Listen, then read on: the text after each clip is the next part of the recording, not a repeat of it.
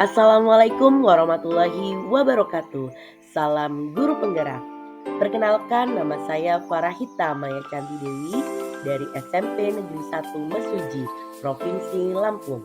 Saya adalah CGP dari Angkatan 9. Pada video kali ini akan menampilkan demonstrasi kontekstual pada modul 1.4 tentang budaya positif, penerapan segitiga restitusi. Video ini berisi praktik penerapan segitiga restitusi untuk menyelesaikan permasalahan siswa yang ada di sekolah saya. Untuk pengetahuan, segitiga restitusi adalah suatu proses dialog yang dijalankan oleh guru atau orang tua agar dapat menghasilkan murid yang mandiri dan bertanggung jawab. Terdapat 3 tahapan pada segitiga restitusi. Yang pertama, menstabilkan identitas. Yang kedua, validasi tindakan yang salah. Dan yang ketiga, menanyakan keyakinan. Tahap pertama yaitu menstabilkan identitas. Pada tahapan ini dilakukan berdasarkan prinsip membuat kesalahan adalah bagian dari proses pembelajaran yang nantinya akan menggeser identitas gagal ke identitas sukses. Tahapan yang kedua yaitu validasi tindakan yang salah. Kegiatan ini dilakukan berdasarkan prinsip setiap perilaku berupaya memenuhi suatu kebutuhan tertentu. Guru akan bergeser dari pemikiran stimulus respon menjadi proaktif. Dengan begitu, ketika guru mengenali dan mengakui kebutuhan murid, akan memperbaiki hubungan dengan murid. Tahap yang ketiga yaitu menanyakan keyakinan. Pada tahap ini, murid akan diberi pertanyaan-pertanyaan bermakna untuk memunculkan motivasi secara intrinsik, sehingga murid mampu mengkaitkan keyakinannya dengan tindakan yang salah. Kasus 1. Fadila tidak terima pekerjaannya selalu dicontek oleh temannya. Ia marah dan tidak dapat menahan emosinya. Berikut adalah skenario penyelesaian masalah menggunakan segitiga restitusi. Assalamualaikum, Bu. Waalaikumsalam. Masuk Dila, silakan duduk. Ibu manggil saya ya, Bu? Ya, Ibu manggil Dila karena Ibu ada perlu sama Dila. Jadi gini Dila, Ibu dengar-dengar dari ketua kelas katanya kamu habis bertengkar ya sama si Randy. Iya, Bu, abis kesel sih. Kesel kenapa? Randy terus-menerus menyontek hasil pekerjaan saya. Dan bukan hanya PR, tugas juga dicontek. Oh gitu, ya wajar lah kalau kamu marah dan kesal sama si Randy. Kalau ibu di posisi kamu, ibu juga pasti akan melakukan hal yang sama. Lalu apa yang kamu lakukan terhadap Randy? Saya marah-marah, Bu. Saya maki-maki Randy dan tanpa sadar saya menggebrak mejanya. Oh gitu, jadi kamu marah sampai gak sadar kamu menggebrak meja. Pasti kamu lakukan tindakan itu ada alasannya kan? Iyalah, Bu, masa saya diam saja? Saya kan sudah susah payah mengerjakan PR, tapi Randy menyontek tidak mau mengerjakan sendiri. Oh gitu ya, wajar lah kalau kamu marah dan kesel sampai kamu gebrak meja karena kamu tidak rela pekerjaan kamu dicontek begitu saja oleh Randy. Nah sekarang coba kita pikirkan, kira-kira tindakan yang sudah kamu lakukan itu sesuai tidak dengan keyakinan kelas kita? Tidak, Bu. Keyakinan kelas apa yang sudah kamu langgar? Menghormati antar sesama teman, Bu. Iya betul sekali. Jadi tindakan kamu itu sudah melanggar keyakinan kelas kita, yaitu tidak menghargai atau menghormati sesama teman. Nah sekarang apakah kamu menyesal sudah melakukan itu? Menyesal, Bu. Menyesal. Nah kamu mau tidak menyelesaikan masalah ini? Mau, Bu. Mau.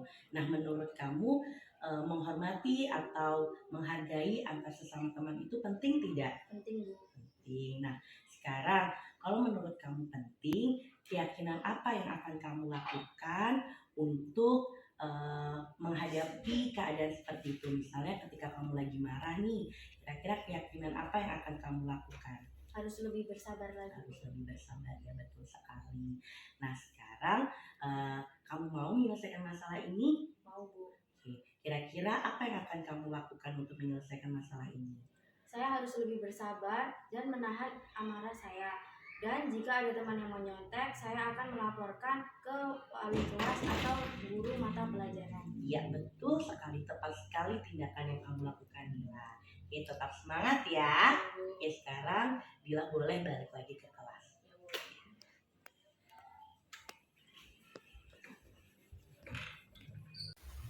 Kasus kedua, Fauzan sering datang terlambat sehingga banyak pelajaran yang tertinggal.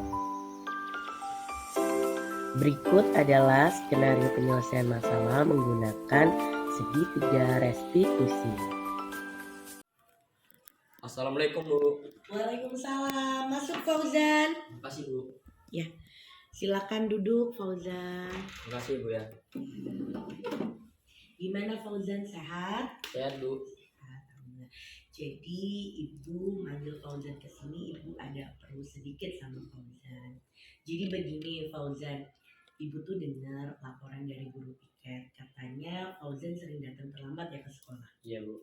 Menurut ingatan Fauzan udah berapa kali datang terlambat? 5 kali Bu. 5 kali. Menurut Fauzan nih, datang ke sekolah terlambat itu suatu kesalahan bukan? Iya Bu. Iya, suatu kesalahan. Jadi gini, sebenarnya manusiawi, seorang manusia itu melakukan kesalahan. Yang terpenting adalah kita mau belajar dari kesalahan yang sudah kita perbuat dan kita mau memperbaiki kesalahan tersebut. Setuju? Setuju Bu. Oke.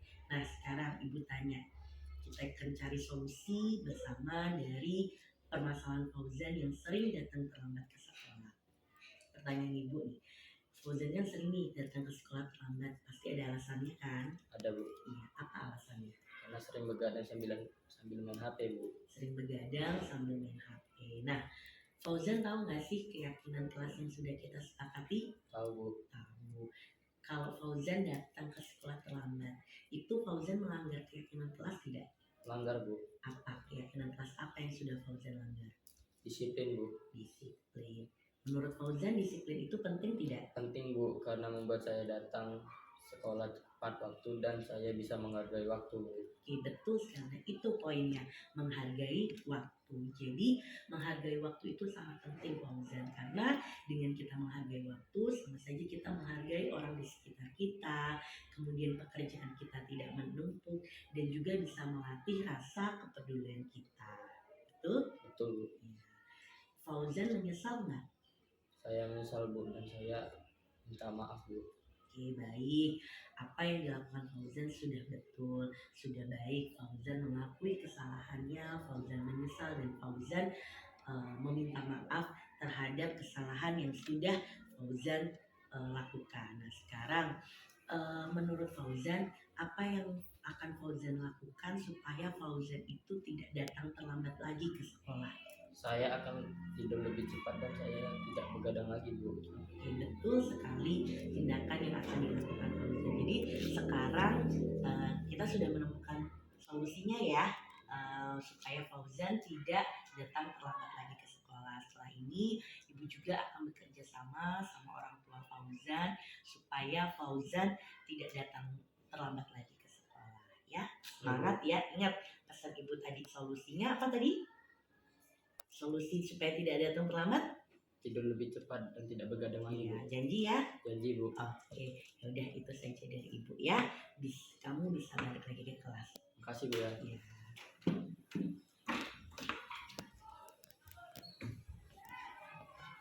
Assalamualaikum warahmatullahi wabarakatuh. Perkenalkan, nama saya Fadila Nur Arifah. Saya dari kelas 8C.